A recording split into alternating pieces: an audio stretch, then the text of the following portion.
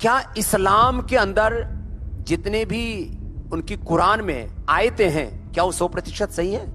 مول قرآن کو چھوڑ دیجیے آپ، ان میں جو حدیثوں کے نام پر خلیفاؤں نے جو اس کے اندر ملاوٹ کر رکھی ہے، کوئی آ کر کے کسی جیسے میں نے سویکار کیا کہ ہمارے یہاں ملاوٹ ہوئی ہے، میں مانتا ہوں۔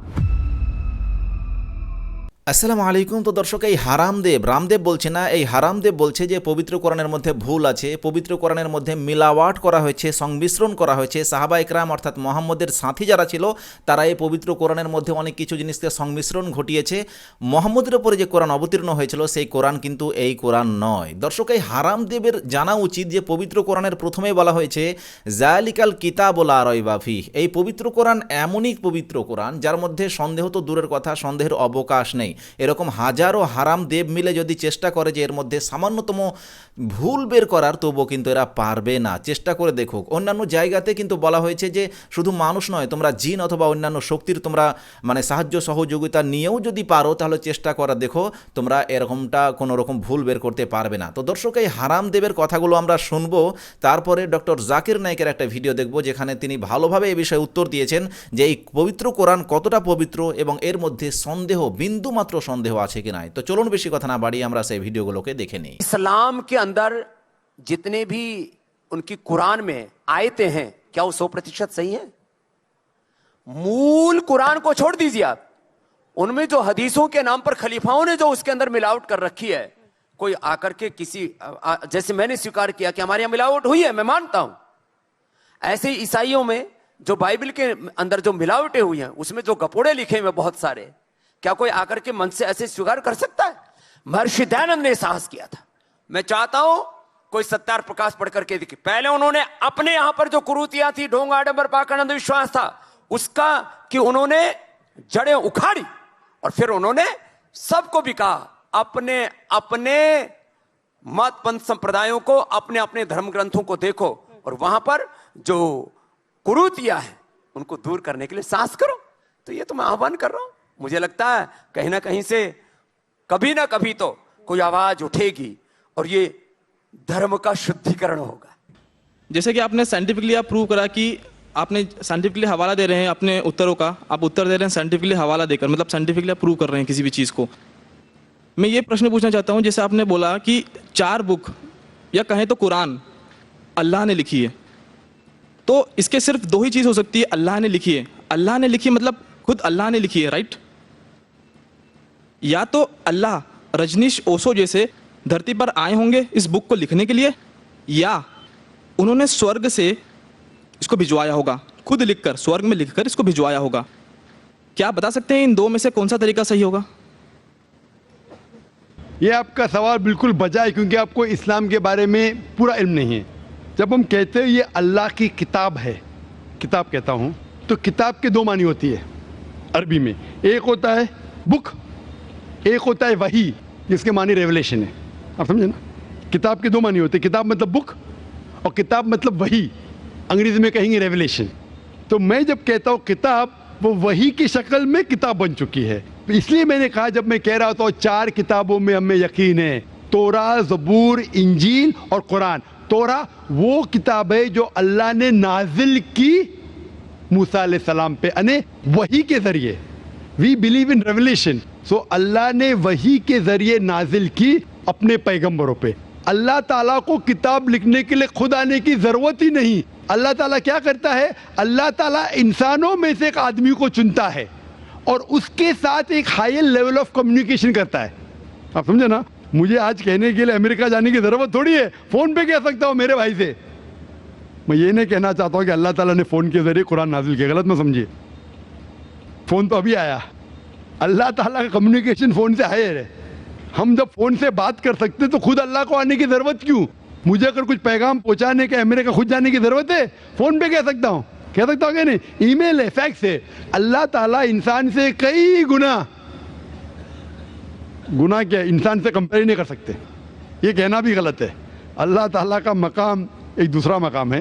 اللہ تعالیٰ نے وحی کے ذریعے ہائر لیول آف کمیونیکیشن، ایک وحی کے ذریعے اپنے پیغمبر کو اپنا پیغام پہنچائے۔ مثال کے طور پہ قرآن کیسے کتاب کی شکل میں ہے؟ अल्लाह ताला ने वही के जरिए नाजिल की मोहम्मद सल्लल्लाहु अलैहि वसल्लम को। मोहम्मद सल्लल्लाहु अलैहि वसल्लम ने दोहराए, जब दोहराते थे, क्योंकि अल्लाह के रसूल, आखिरी रसूल मोहम्मद सल्लल्लाहु अलैहि वसल्लम अनपढ़ थे, ना लिख सकते थे ना पढ़ सकते थे, वो लेके अपने साहबा, अपने साथियों को, आओ लिखो इकरा, लिखो इकरा, तो लिखते थे। दोहराओ, बिस्मिल्लाहिर्रहमानिर्रहीम पढ़ो, बिस्मिल्लाहिर्रहमानिर्रहीम, तो वो कहते थे अपने जबान से, लोग जब लिखते थे बोलते थे दोहराओ, और वो सुनते थे हाँ सही है। इस तरीके से धीरे धीरे धीरे 22 साल, 22.5 साल में ये कुरान नाजिल हुआ। एक साथ में लिख के थोड़ी स्वर्ग में लिख के भेजा, या लेखक जैसा लिखता है वैसा नहीं लिखा। सवाल जवाब का सेशन कोई अल्लाह के रसूल से पूछा कि मिसाल के तौर पर बकरा सूरा नंबर 2 आयत नंबर 219 में, इन लोग जब पूछते शराब के बारे में तो ऊपर से वही आए।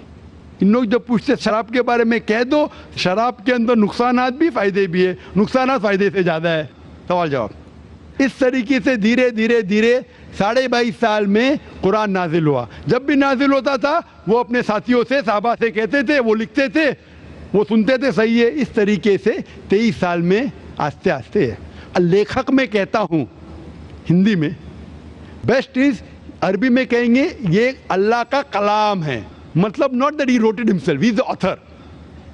आप समझ रहे ना? कुरान मजीद सारी इंसानियत के लिए एक पैगाम है। कुरान मजीद अल्लाह सुब्हाना व तआला की आखिरी किताब है जो नाजिल हुई थी मोहम्मद सल्लल्लाहु अलैहि वसल्लम पर। अगर कोई किताब कहती है कि वो खुदा की तरफ से है, तो उस किताब पर फर्ज हो जाता है कि वो अपने आप को साबित करे हर दौर में। हर दौर में उस किताब को साबित करना होगा कि वो खुदा की तरफ से है। सैकड़ों साल पहले वक्त था, दौर था मौजज़ात का, एज ऑफ मिरेकल्स। अल्हम्दुलिल्लाह कुरान मजीद is a miracle of miracles. Quran मजीद मौजज़ों का मौजज़ा है।